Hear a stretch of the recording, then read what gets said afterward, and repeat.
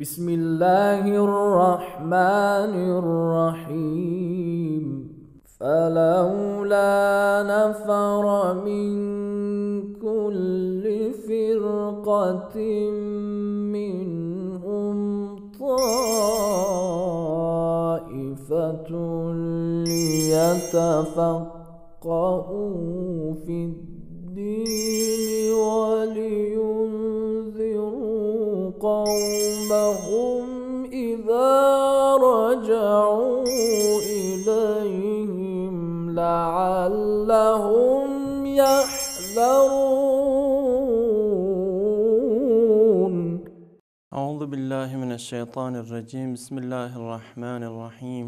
الحمد لله رب العالمين والعاقبة لأهل التقوى واليقين، ثم الصلاة والسلام على سيد الأنبياء والمرسلين حبيب إله العالمين العبد المؤيد الرسول المسدد المصطفى الأمجد المحمود الأحمد أبي القاسم مصطفى محمد صلى الله عليه وآله وسلم.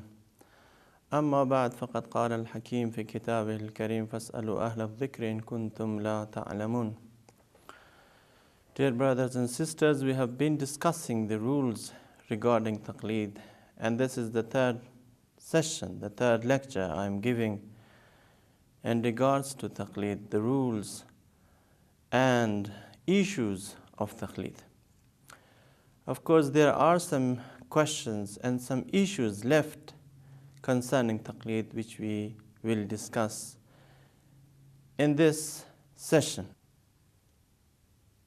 There are questions coming to the offices of some grand jurists and religious authorities asking whether it is whether their actions or religious acts of worship are valid in case they have not been following a marja, they have not been following a mujtahid, nor have they been acting on precaution. So now let me put this question in this manner. Is your action valid if you do not follow a marja, or if you did not know that it was necessary for you to follow a certain marja?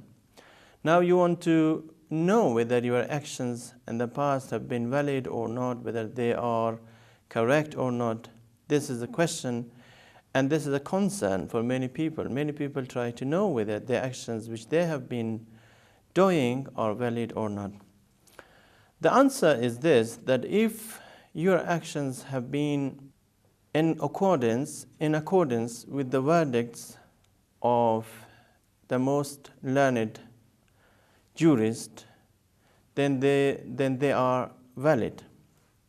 Or if the mujtahid whom you are following now says that those actions are valid and correct, then those actions are valid. It's not necessary or obligatory to repeat those actions because they are exactly in accordance with the rules and fatwas or the opinion of the most learned jurisprudent. Now, another question that is raised in connection with the issue of Taqlid is this, that is it permissible for a woman to become a mujtahid?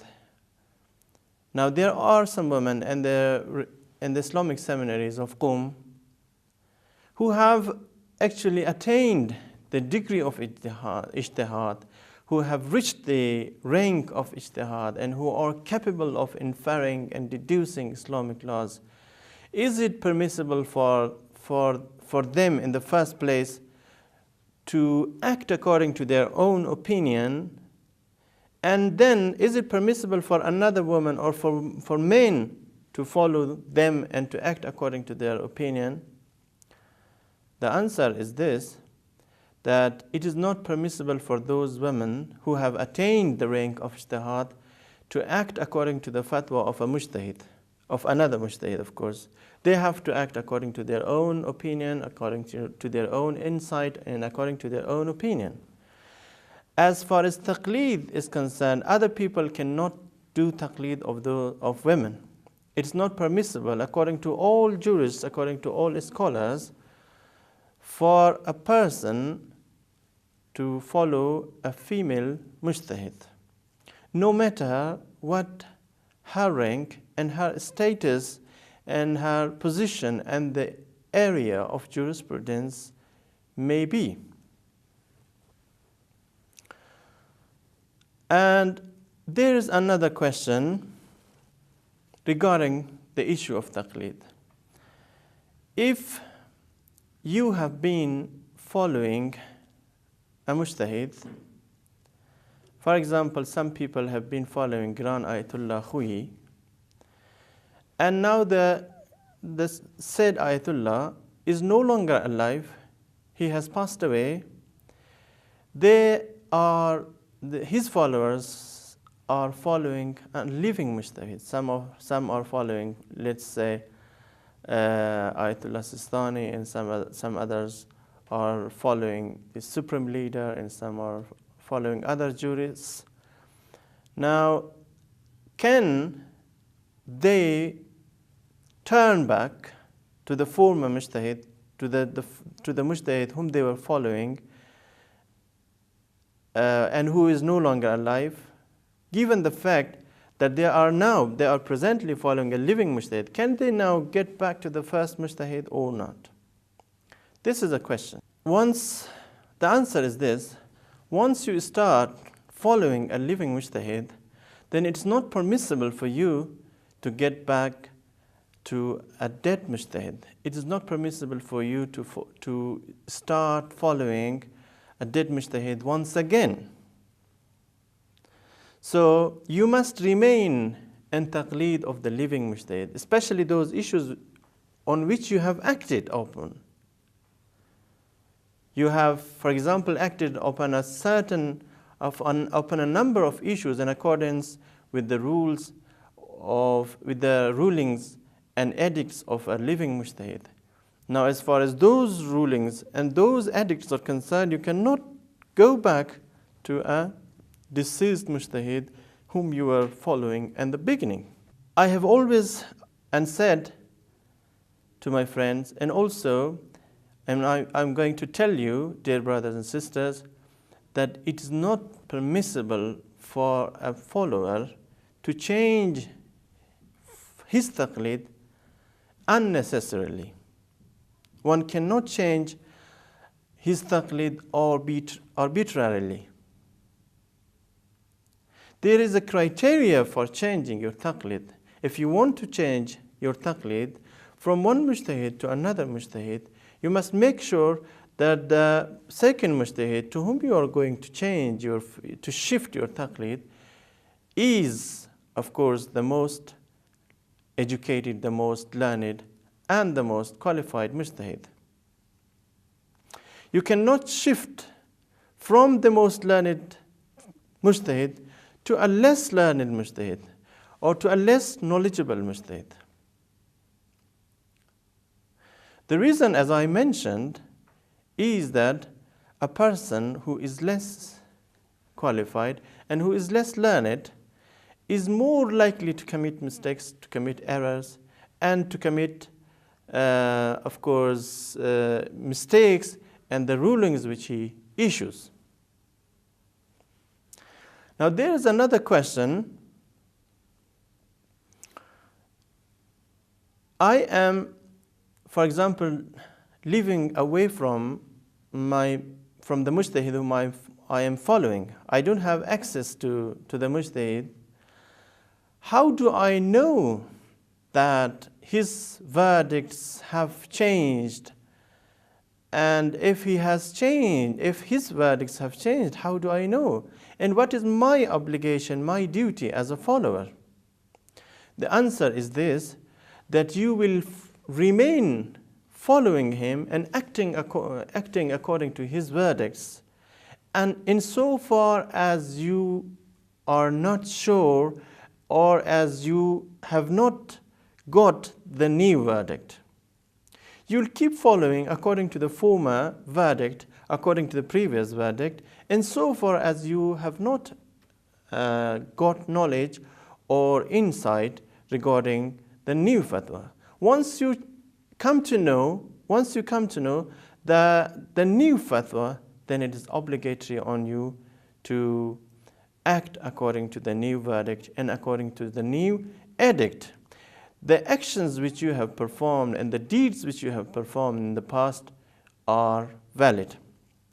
Now, there are some people who narrate the verdicts of some mujtahid or the mujtahid, the most qualified mujtahid, to other people. Of course, if they come to know that the mujtahid's edicts and fatwas have changed, it is not necessary for that person to inform other people about the change. He is not supposed to inform them or to tell them that the fatwa has changed. But of course, if he has wrongly narrated the fatwa and given the fatwa in a manner which is not the fatwa of the most learned mujtahid, then it is necessary for him to correct his mistake. It is necessary for him to inform those people whom he has given the fatwa about the correct verdict, about the correct edict. It is necessary to tell them to correct their mistakes. يا محول الحول والأحوال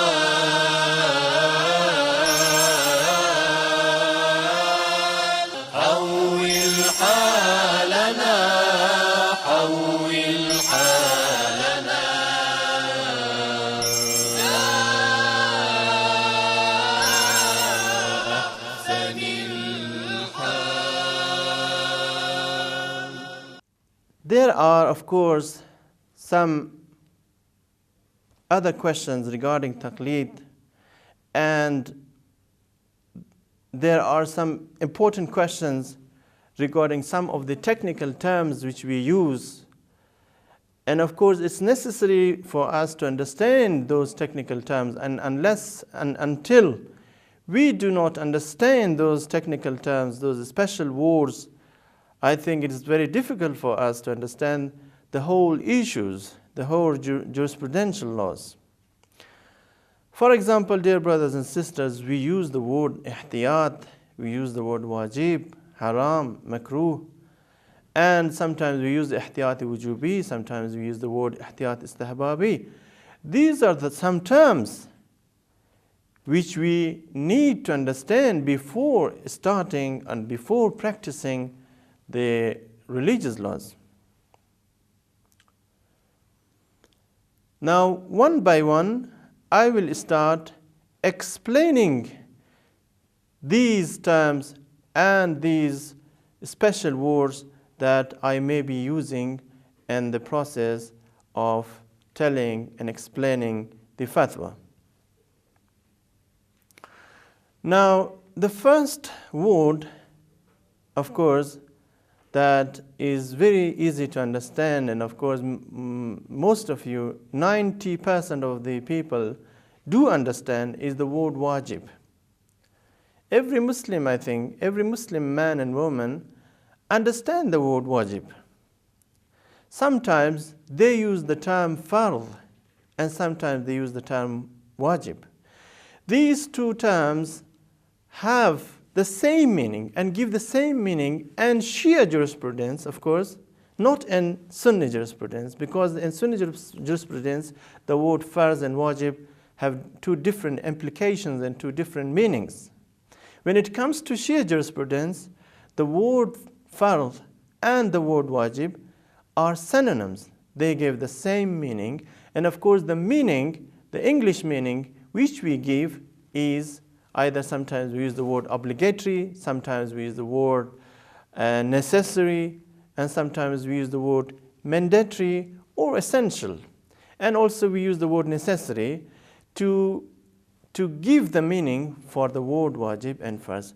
I should tell you once again that the word farz and wajib give the same meaning. They are synonyms in Shia jurisprudence and Shia Islamic law, not in a Sunni perspective. A wajib act is an act that must be performed. It is incumbent to perform it. If you perform it, God will reward you. God will give you the reward, the sawab.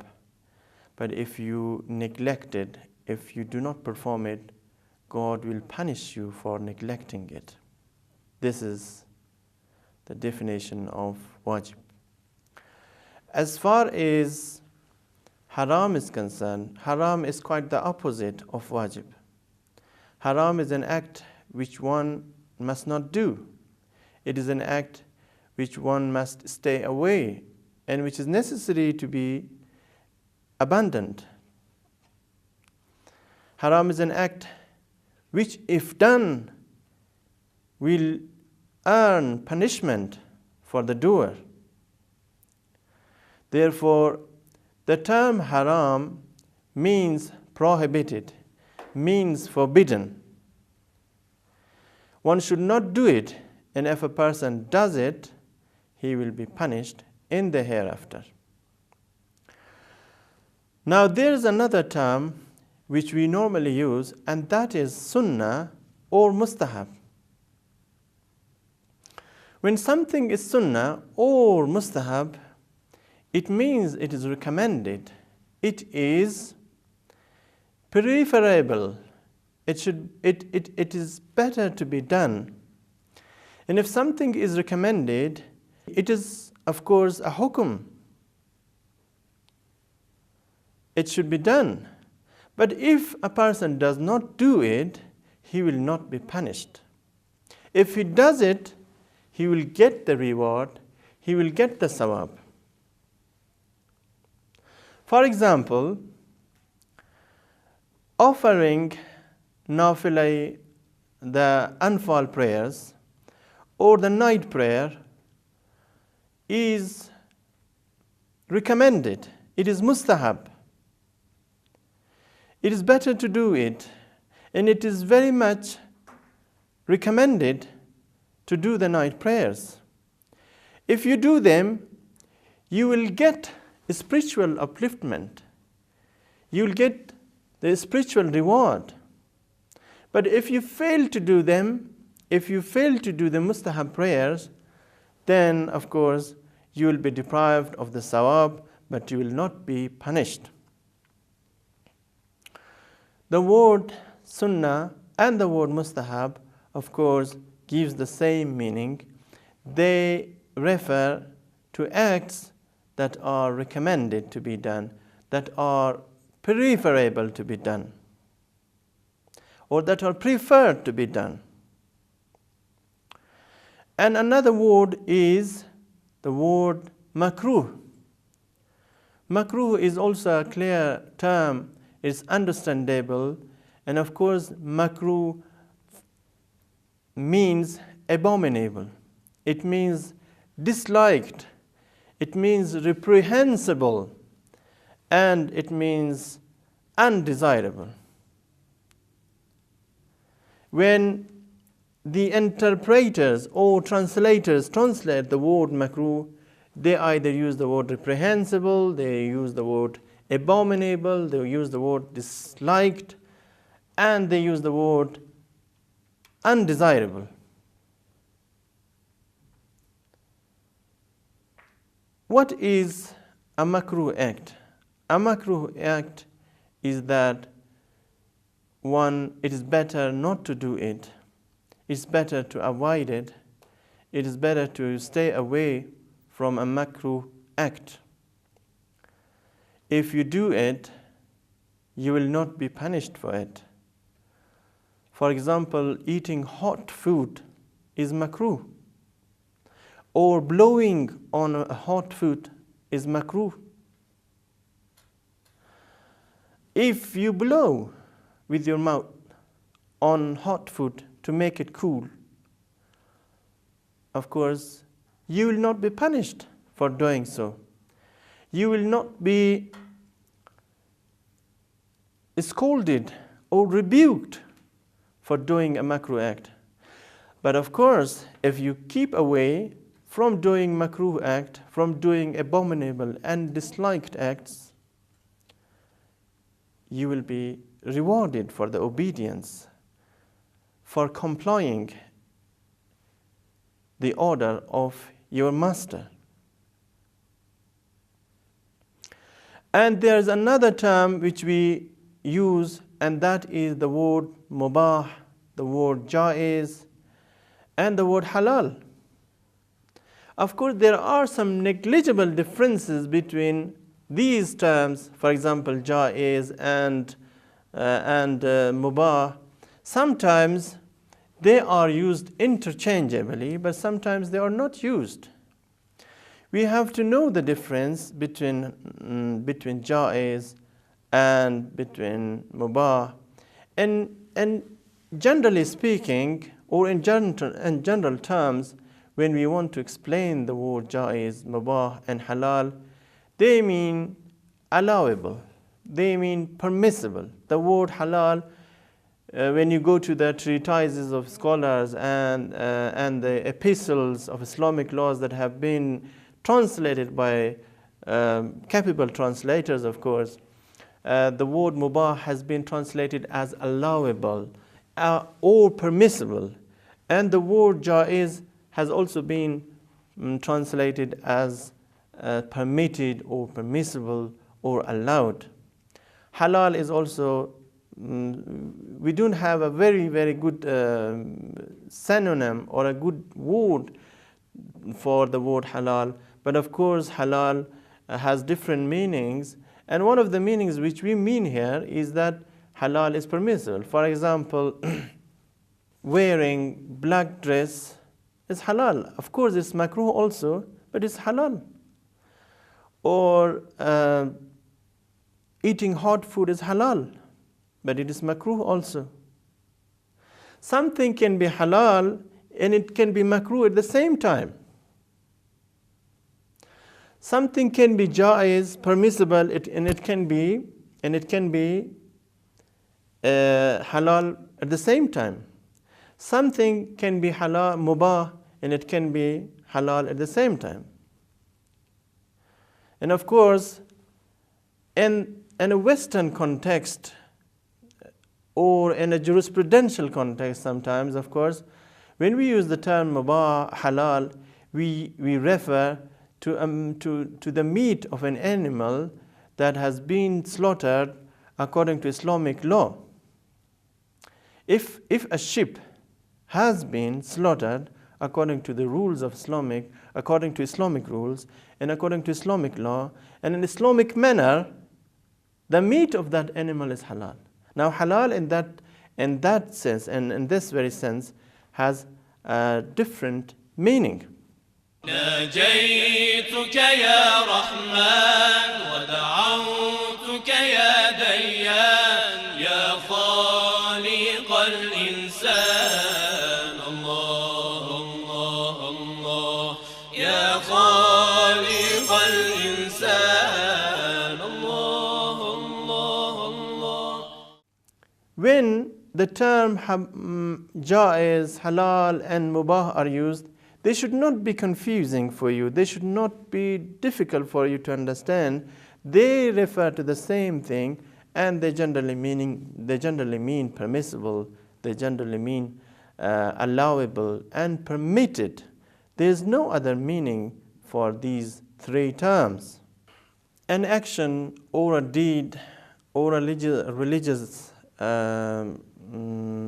act which is mubah or jaiz or halal does not earn you a reward, nor does it earn you a punishment. If you neglect it, you will not be punished.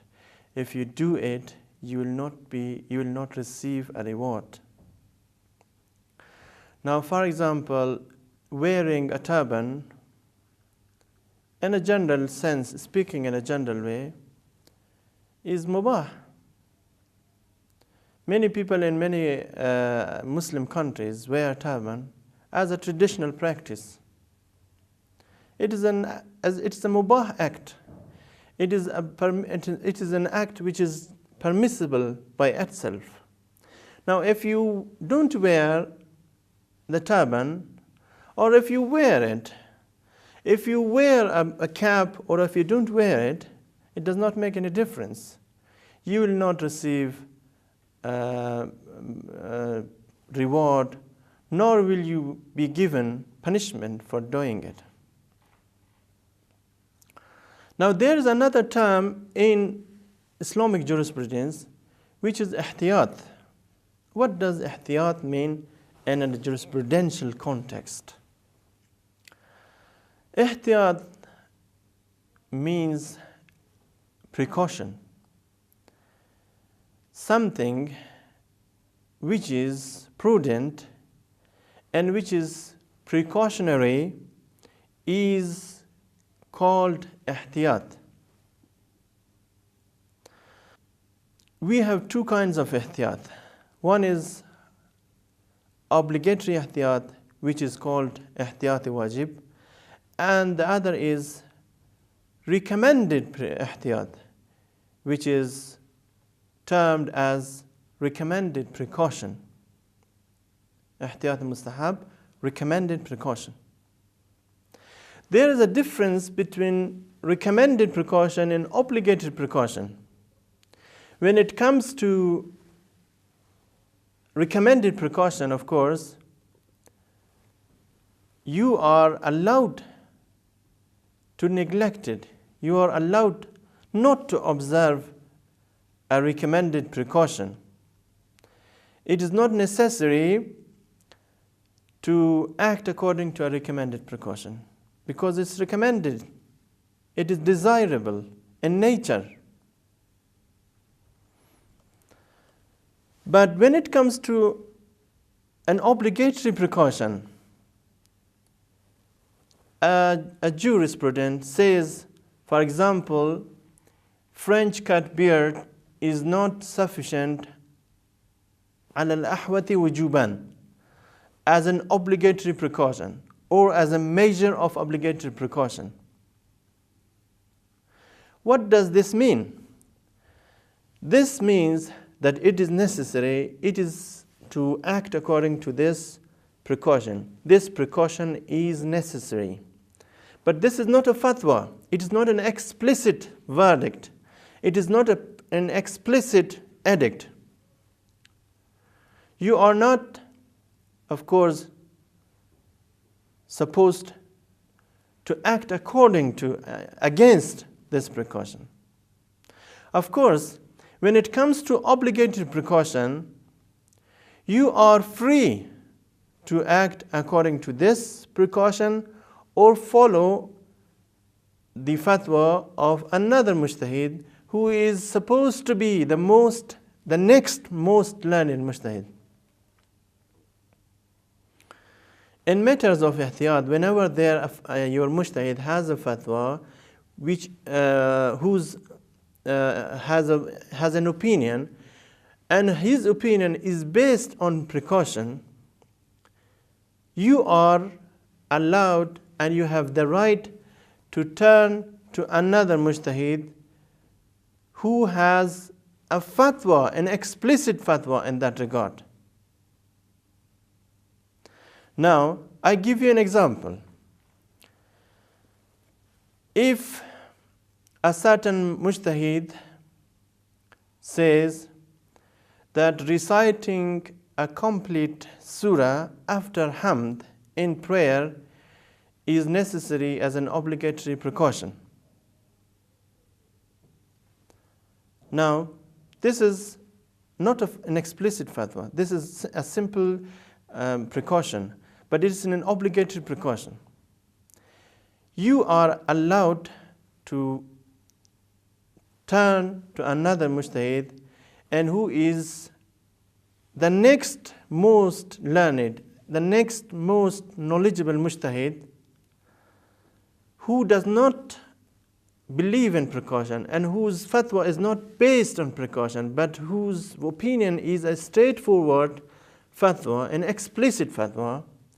He says, for example, that it is permissible to avoid reciting the surah after hamd, in which case it is permissible for you to turn to that mujtahid in order to act according to his fatwa. But if the next most learned mujtahid is also observing precaution, you cannot follow him. You cannot turn to him for taqlid in that respect. You must remain in taqlid of the said mujtahid. Now, dear brothers and sisters, whenever a mujtahid has a fatwa, an explicit fatwa, that fatwa remains valid for the follower. He cannot change it. He cannot deviate from that fatwa. He cannot do and act against that fatwa. There is one more question when it comes to ihtiyat. What is the difference between an obligatory fatwa or between an ihtiyat which is considered to be obligatory? Now there are two suppositions. Once a mujtahid says that it is a person has to do or his followers should do a certain act according to as an obligatory precaution, but sometimes he says no, that this precaution is obligatory. If he says this, if he says the second, if he says that this precaution is obligatory, then this is a fatwa. He says the precaution is obligatory. When he says it's obligatory, then this is fatwa. But when he says that a person should do this and that as a measure of obligatory precaution, this is not a fatwa. This is simply a precaution. Inshallah, in the next session to come, we will discuss the rules of taharat, purity and impurity, which is one of the main concerns of families, and especially the certain mu'minin, especially women, who are very much worried about the issue of taharat, purity and impurity, and especially those people who are living in the West and who are living in non-Muslim countries. They are very much concerned about how to deal with non-Muslims or how to deal with issues regarding purity and impurity. Inshallah, we will deal with those issues in the next session. Wassalamu alaikum wa rahmatullahi wa barakatuh. اللهم اختم بعفوك أجلي وحقق في رجاء رحمتك أملي وسهل إلى بلوغ رضاك سبلي وحسن في جميع أحوالي عملي.